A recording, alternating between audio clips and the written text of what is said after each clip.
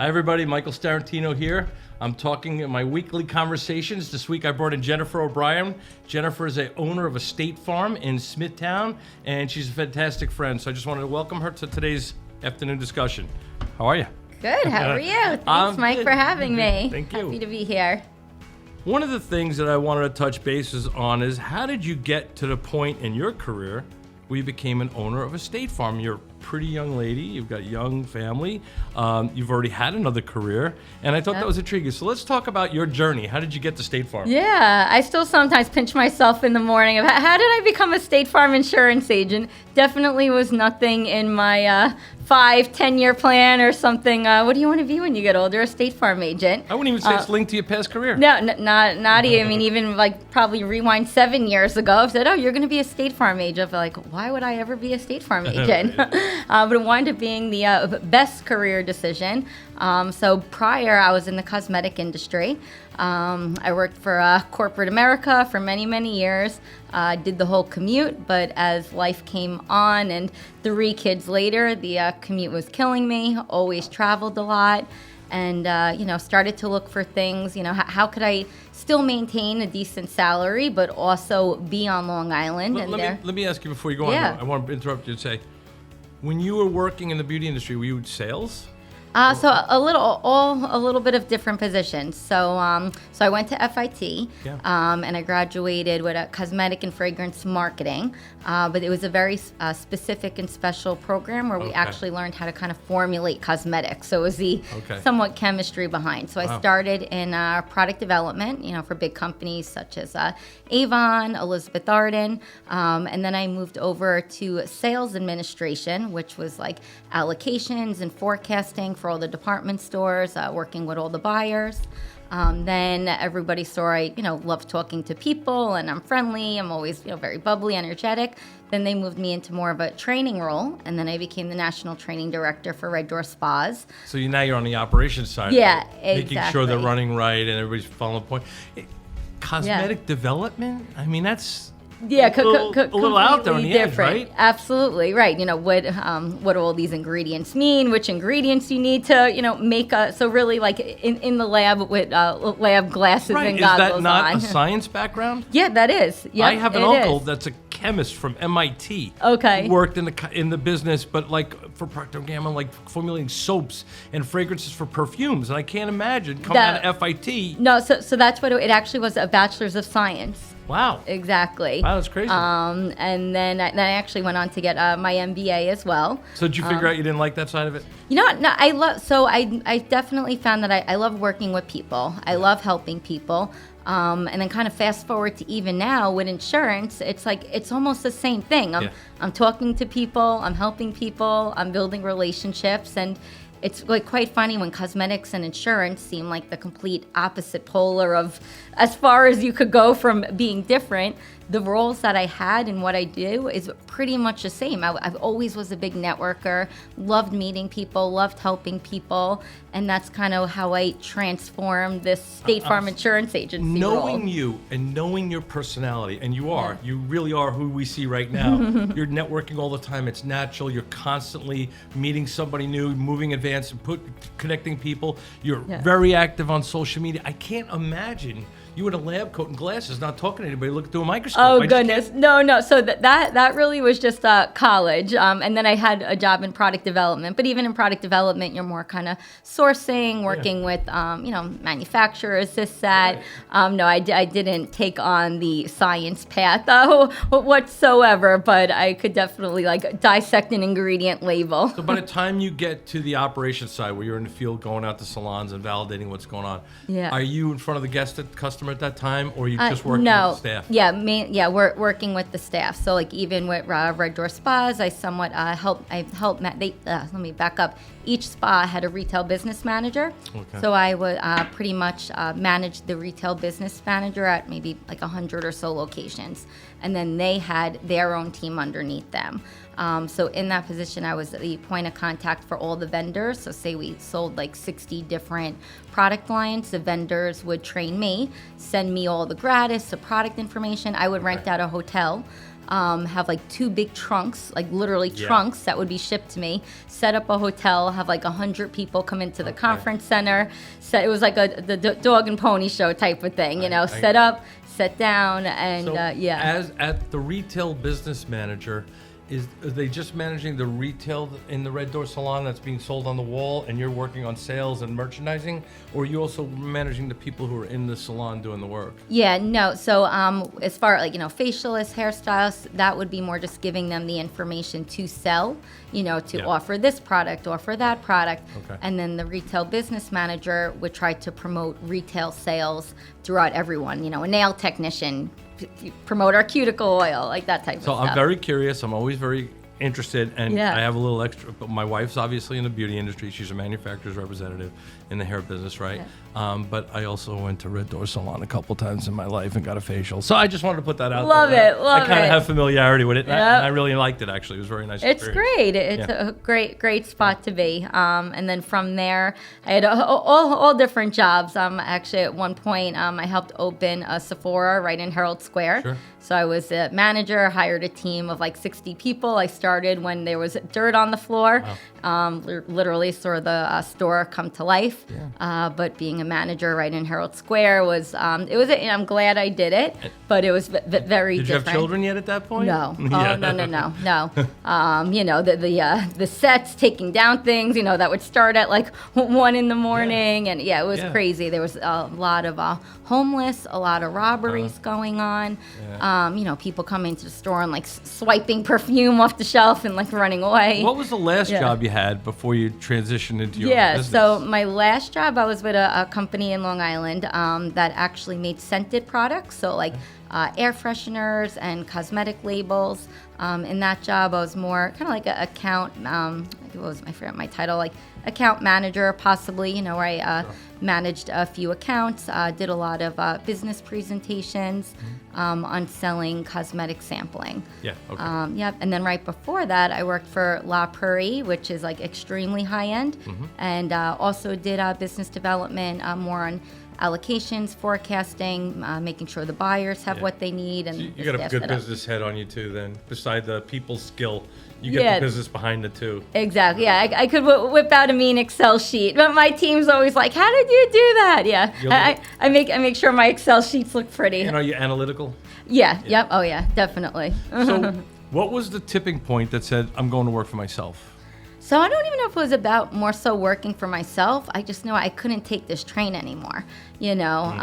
First did, and then like I would look back on pictures of my kids and I'm like, I don't even remember them looking like this. Like they had chubby cheeks at one point. I would leave at like 6 in the morning. You get home at 9 if I was lucky, and I always traveled. Yeah. Always was, wherever there was a meeting, I would go. Racked up a ton of miles, ton of points. And it was a wild story. There was actually, true story, there was a delay on the train, as there always is, but it was a extended delay. And I started going through my LinkedIn messages. And there was, one of those, like, be your own boss stuff that you would never respond to. And I start like, for you. I'm like, whatever, I'm bored. Next thing I know, my phone rings. By the time I get off the train, I wind up doing all the, it's someone from State Farm. I'm like, what, insurance? I'm like, So she sent me these assessments. I'm bored. I take them, and supposedly you have to, kind of somewhat, I guess, get coached in order to do these assessments. And I got like flying colors, like did it right from my phone. Wow. And then 4 months later, I left my big corporate America job and decided to become an insurance agent. It's a huge leap. Well, like in 4 months, I literally got licensed. So, they're like, oh, you did great. Now you're going to go on to this. And I was like, whoa, what's going on? And they're like, oh, before you get to the final interview, you actually need to have all your licenses. So then at nighttime, I was doing the 90-hour P&C course, the 40-hour life course. And this was before all like virtual stuff was a thing. So I was like sitting in a class from like 6 to 9, learning all this stuff. But I started talking to other State Farm agents, and everyone's like, hey, if they see something in you, it's an amazing opportunity. And it really is. Like, I am so thankful, like even just for State Farm in general, like the opportunity, I honestly think is like the best small business owner. I'm going to pause you right here. Yeah. First of all, this morning I woke up and it was one of our first real cold days here on Long Island. Oh, right? I We were hate in the it. Low 30s Awful. this morning. Yep. And it's a little dark. And, put on News 12, and they're talking about people standing on the train platform around Konkoma. Goodness. And I did that for a couple of years, too. And quite frankly, I had trauma. I looked at my wife this morning. I said, I can remember being on the platform when it's dark in the morning Yeah. and it's cold. Yeah. And you wait for the train to pull. And then you come home and it's dark and cold. And Yep. it's just mentally brutal. It is. Mentally. I can't even. Well, I did go back there recently just to take a picture of the big billboard that I now have out there on Konkoma train station. I'm like, hey, it's me. But being back on those platforms, I'm like, and it's just funny. Like, who would have ever thought? I'm like, here I am on these platforms where I With my live, sign. and now I got my Yeah. big State Farm sign up.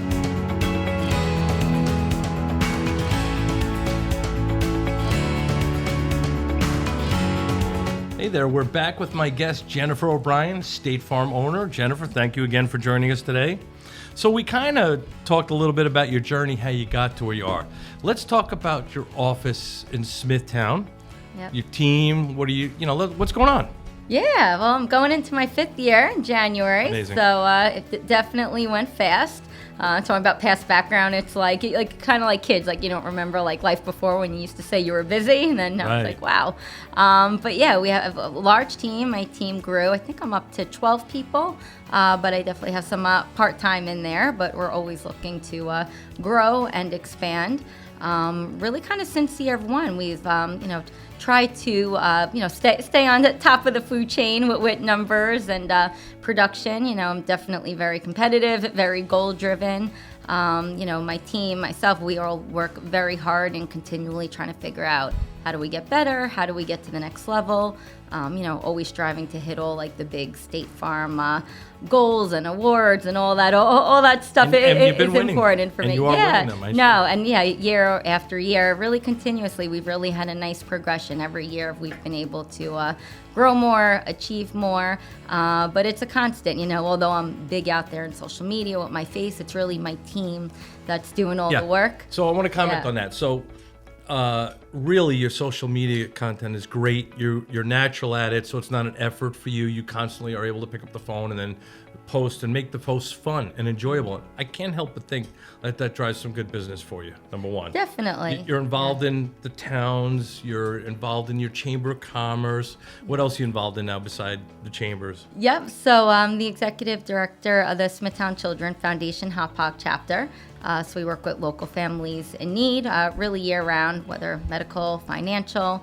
About 2 years ago, with a group of some other business owners, we started a non-for-profit called HRDA, HOPOG Recreation Development Association. The mission is to build public parks. So we're working closely with the towns to try to help, just kind of beautify and bring more to the community. Work closely with the schools, PTA board, all that stuff. But by doing all this stuff, like when you make a list, everyone's like, how do you do all this? But it's all hand in hand. I'm able to, from being able to be, a small business owner, I'm able to have time to give back to the community. But by doing that, I'm meeting people and I'm able to get in front of people, which is the best way than being behind a desk. And you're not afraid to say, how can I get your business? Which is, a little awkward for some people. Right, definitely. I can enter the conversation, but I'm not really comfortable saying, by the way, who do you know is buying and selling? Can I get your business? I'm not comfortable getting right to that place. It's just my style because I don't usually like it when it comes to me. So it's to my own head. Anyway, my problem. But, I want to say something. I've known you for a while now. We've been working together, networking together. I actually brought you all my insurance business, my personal business.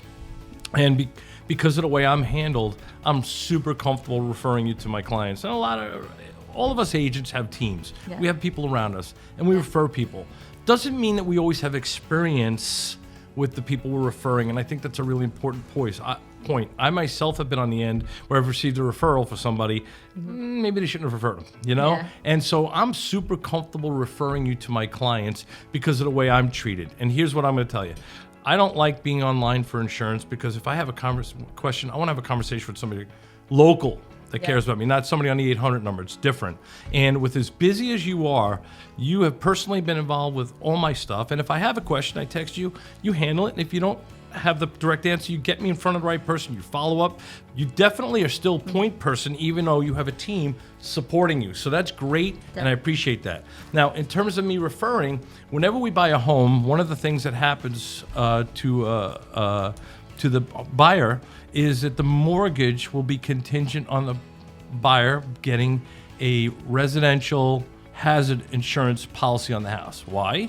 The bank wants to make sure that the property they're buying is insured in case it burns down. They don't really care about you, so it's required.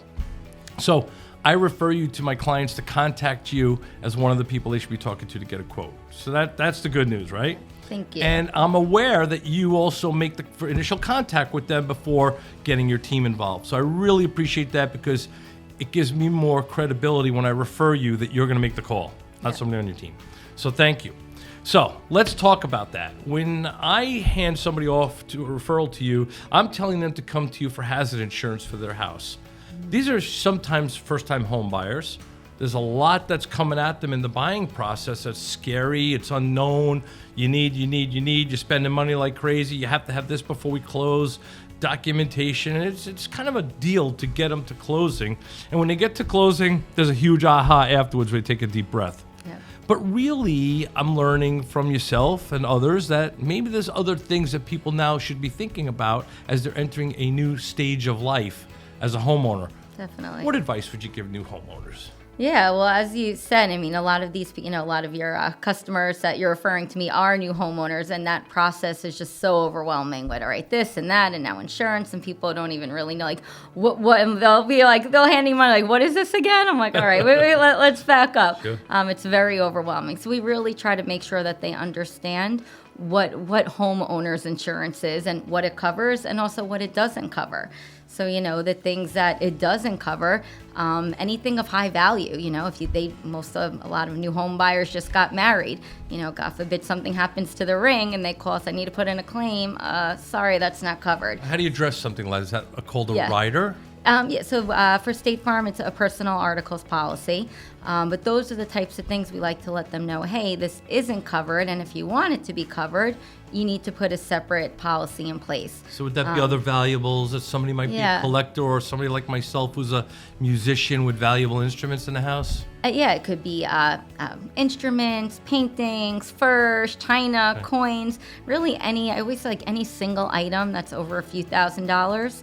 And if it's of value to you, and if anything happened, you would want it to get it replaced for the full value, you need to have it insured separately. Is it accurate to say that the typical homeowner policy doesn't cover contents, that it covers what's nailed down, bolted, and fixed to the house, as if you turn the house upside down? Yeah, so no, a personal property is covered, but there are certain limits of personal property. Okay. So personal property, I think is it 8 or 20% possibly of the entire policy.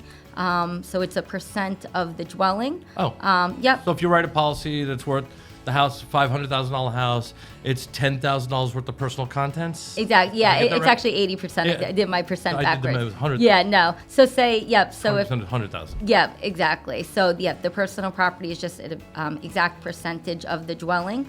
So the dwelling is to really rebuild the house from the walls, anything attached to the walls, and then you have your personal property, which is anything loose. Tables, chairs, Yep. couches, TVs, Furniture, stereo systems. 100%. Carpeting? That would be considered, I think, part of Wall the to actual. wall's part of the house. Yeah, wall Throw to rugs wall. are content, exactly. probably, right? So even the example you said, like take the roof off. So if you took the roof off, anything that would fall down, or take the roof off, turn the house upside down, anything that would fall is personal property. Okay. Anything attached goes to the dwelling. Okay, Yeah. most folks, are afraid to be overinsured and afraid Yeah. to be underinsured. That's the scary part. You've got to trust the person you're working with in insurance, that they understand it enough and can figure it out with you to get to this happy place. Exactly, and that's a good thing with the State Farm systems. They're so sophisticated. They're able to, pull in all the public records, and then we just kind of firm up. Was there a new over $100,000 kitchen? What's going on? Radiant floor heating, this, that. Right. Those above and beyond things. So here's an odd question. We see that there have been a lot more extreme weather events in the United States, whole world obviously. Now, we don't seem to be as affected by them as much in the New York, Long Island area as many other parts of the country. But they do come. Yep. Is there anything changing in our area that we need to be aware of, that insurance is handling differently now, that we need to think of for coverage? You know, it used to be we worried about storm stuff after Sandy. Yep. Flooding. Exactly. So flooding, so anything water outside in is not covered. So you would need separate flood insurance.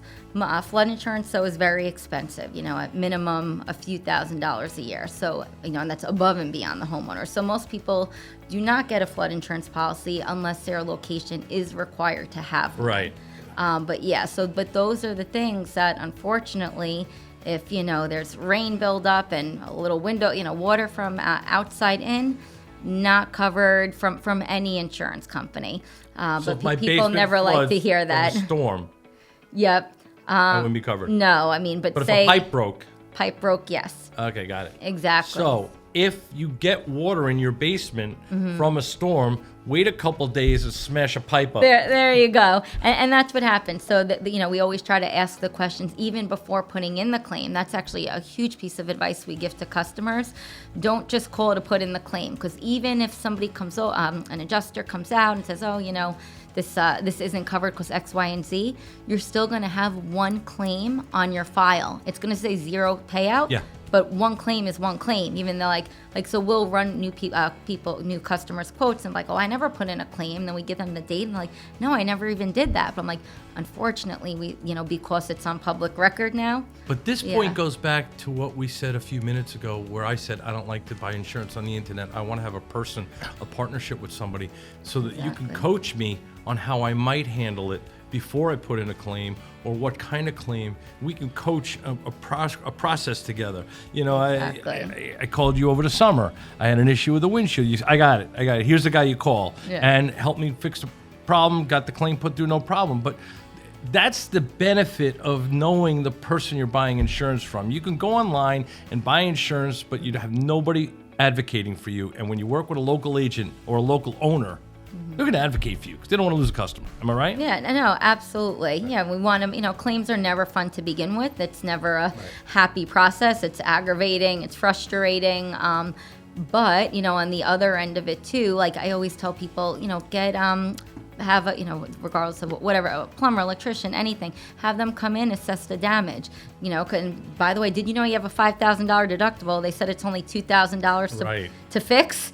Don't put in the claim. Yeah, you're not getting paid anything. So yeah, I asked you about the weather stuff. Long Island doesn't really have storms, and from a real estate point of view, we know there are areas that are in the flood zone. It's on. Yeah. When we pull a listing, the listing will tell us this is officially in the flood zone, therefore required insurance. So we know the low-lying areas, particularly on the South Shore, very close to the water, we have a lot of that. But inland, we don't really have to worry about with the storms. They're not doing anything. Stuff happens, at any time. You never know. Even when we talk to people about hurricane deductibles, nobody ever had to pay their hurricane deductible on Long Island. But I always use the example COVID. Who would have thought you would say, "Oh, we're going to be walking around with masks," and you don't know. And I asked the question because you see what's happening in Texas, and Florida, after these major events are happening, where insurance is not involved, and people are just devastated from it. So that's why I asked the question: is there anything on Long Island that we should be thinking about besides a typical hazard insurance policy for those houses that are not in a flood zone? It's pretty straightforward. Yeah, but common policies also don't include certain coverages. Like our policies, we include fungus and mold. In my office, we make sure every policy has backup of sewer and drain. So, sometimes you could save $50 a year or whatever, X amount per $6, whatever per month. Or, you can make sure if you're going to call, when you have to put in a claim, you pay all this money for insurance, you want to make sure that the policy is able to be paid out. That's a good point. These sound like small add-ons that make sense. How could you buy car insurance and not have glass coverage? It costs you nothing. Yeah, and that's why we don't even give an option. My team, we'll never have a policy without it because it's in the price we give. Yeah. Because we don't want someone coming back saying, "Oh, well, you didn't say this," and who said, that's liability there. No, these are the things that our policies need. These are common claims. And same thing we tell people with, a ring, this or that. Like, we don't want to be on the receiving end where, oh, nobody told me that, or, oh, I didn't know that. Even what we call like mortgage protection, life insurance, like you were talking about, God forbid a storm comes through, a fire, the bank owns your house. Other, reason why people lose their house is, the death of a spouse, premature death. They're unable to pay the bills.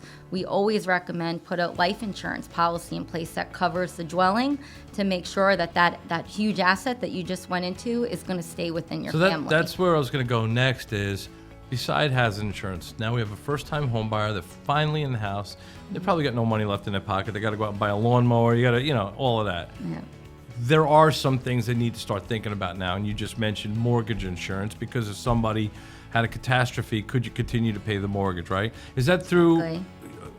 Is that part of a life policy? Or is that a different policy? Yeah, so it is through life insurance. But what we try to do, especially for a young couple, and we can say, revisit it down the line once you have kids, this, that, but at least have a policy in place that, all right, this policy is going to pay off our house. This is what the purpose of this policy is for.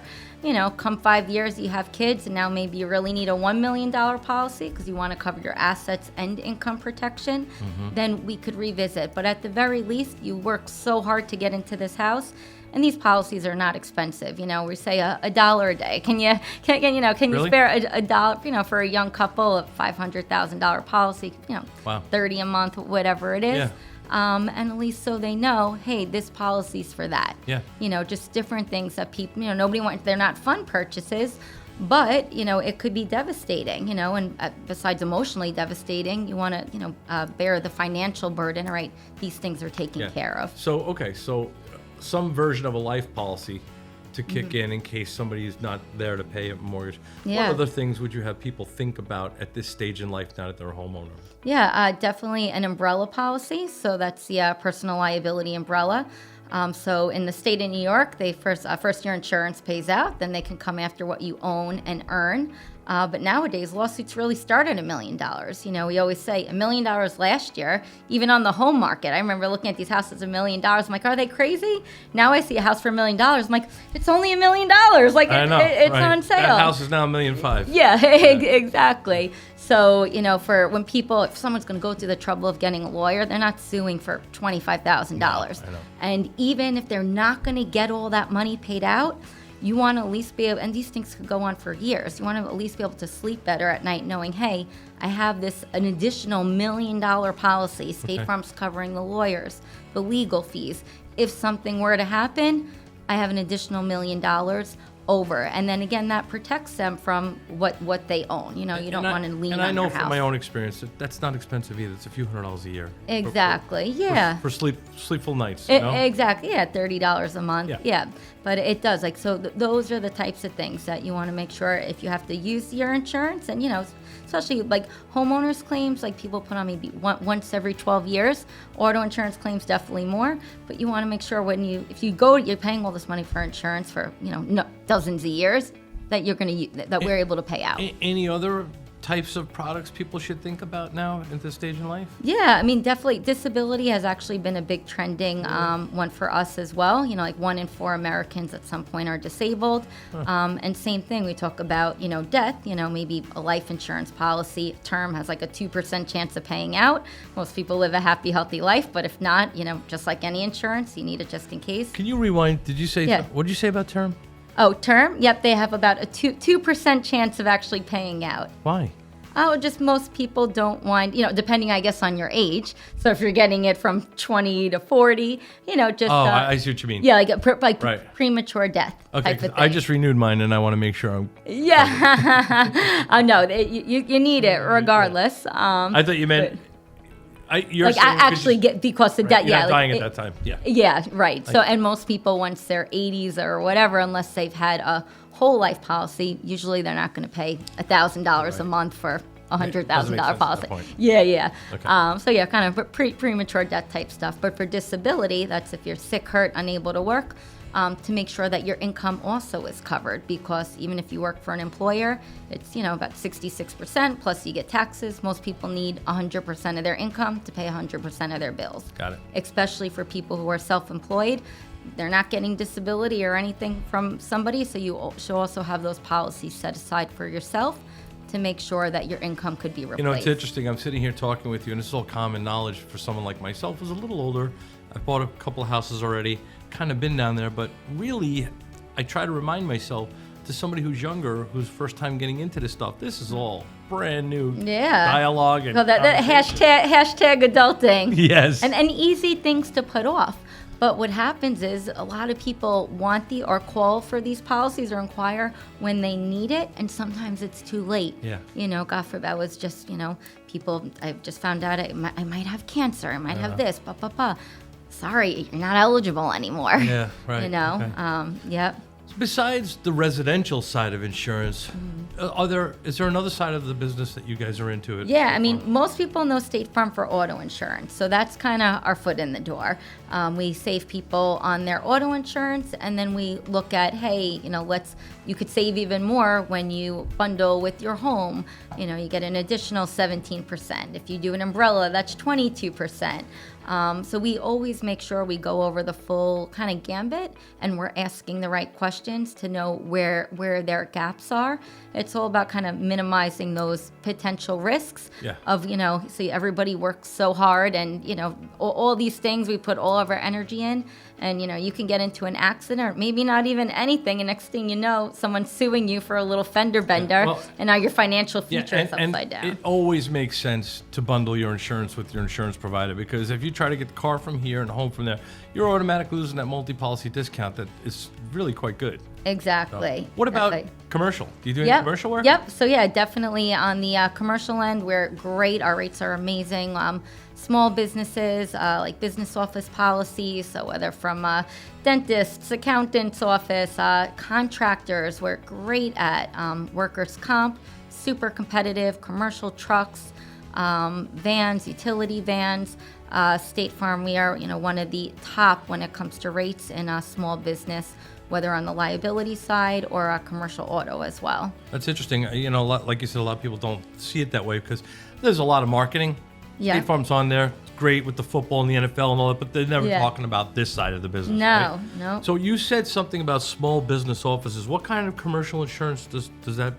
Yeah, so that's kind of like a general liability policy. So it's kind of like a slip fall type thing. It covers, there's many coverages that it does include, but the big one, most policies Injuries are in the workplace? $1 million, $2 million type policies. More for not for your employees, really. It's more for people coming into your business. Yeah. And then there's also some employer protection on there. Right. Income, say if there's a storm and there's no lights, I can't do my work, business interruption Loss insurance, cyber stuff, all different things. It's like 30 things of coverages. With the contractors, when you're insuring them, whenever a contractor's trying to sell you, they're like, I'm licensed and I'm insured. Yeah. Why is that important to know for a consumer that they're licensed and insured? Obviously the license, you want to know that they have credible work, but what's the insurance piece? What happens? Yeah, so if something happens, like somebody gets hurt, technically you're doing the work in their house. So as a homeowner, say you have friends over, kids, whatever, somebody, God forbid, slips in your pool, it's your responsibility as a homeowner. The contractor would say, hey, I'm insured because my insurance is going to pay out before I sue you.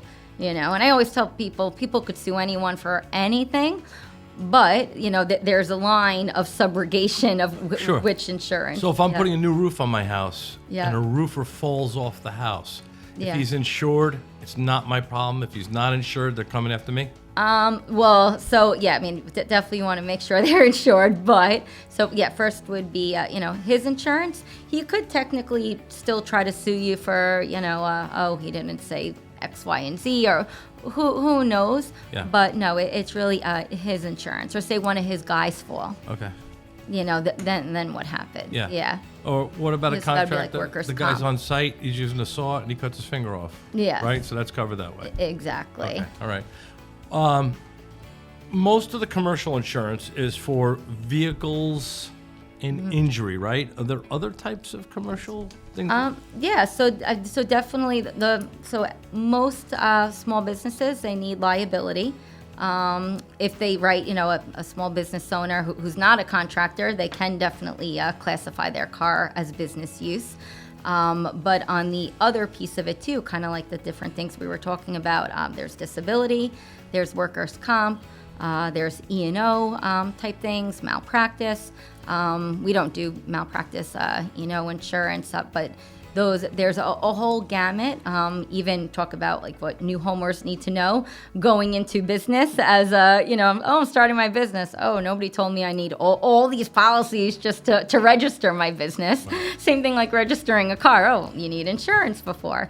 So yeah, these are all things, and it could add up. I mean, very quickly, some of these big contractors, they could pay, a few, honestly, we don't write policies this big, but there are people out there, that could pay a few $100,000 a year just in insurance. The people work on those big high-rise buildings. Right. Sure. Yeah, I mean, it's huge. And wherever you're working, they want to see certificates that you're insured for X amount. They want to be listed as an additional insured. Everybody's making sure that there's multi-lines of insurance companies paying out before it gets to them. Well, I think we covered a lot today, and I hope this is helpful for my viewers that don't know a lot about insurance, and I hope it also introduces you to who Jennifer is, because she's not acting. This is who you'll get on the phone, this is who you'll get when you meet her privately, and this is who you'll get if you need help with your insurance. So Jennifer O'Brien, State Farm in Smithtown, I'm so glad you came down to help me today and